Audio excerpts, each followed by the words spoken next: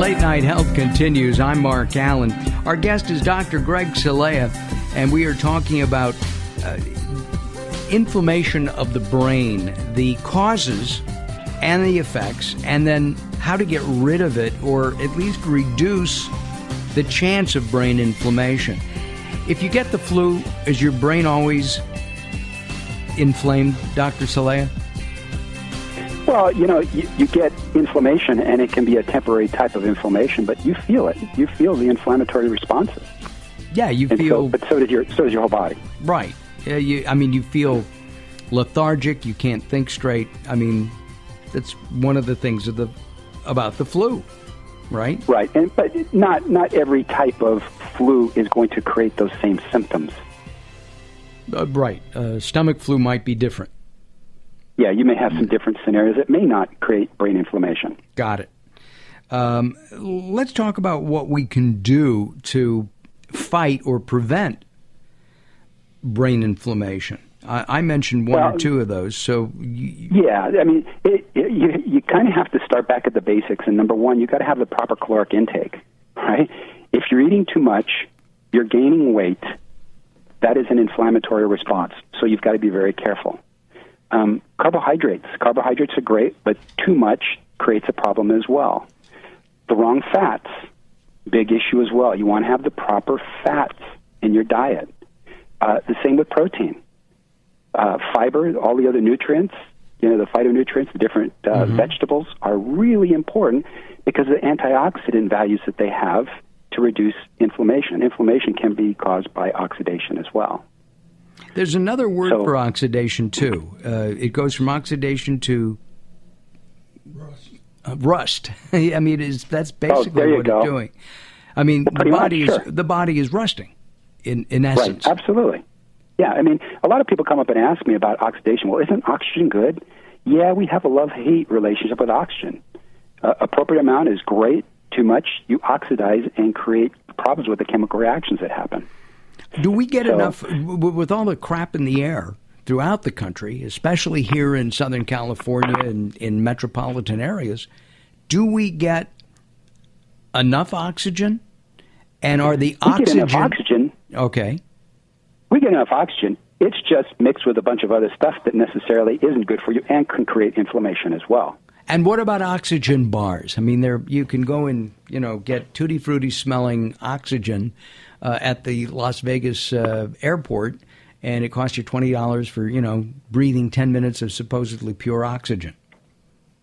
I don't know much about it. Sounds all great, but I don't think there's any research showing that it's appropriate, because if it were, you would have been seeing this a long time ago. There are a lot of, it's popular, but, and I didn't like it. I remember that. I didn't like the smell.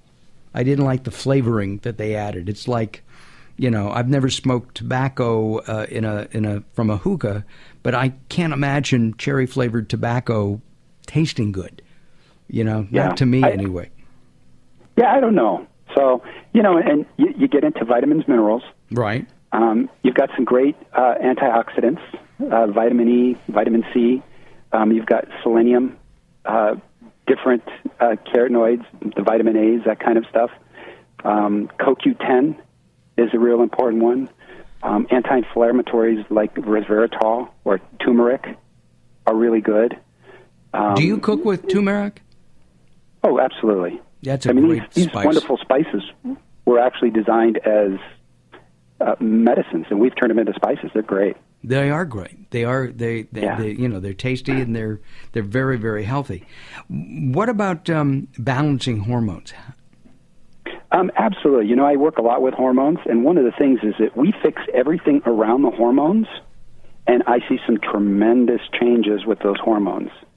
If you just go in and you start trying to make changes by supplementing with certain hormones, you've got a real problem, because it is so complicated. You may really create more problem than good. So do we work with hormones?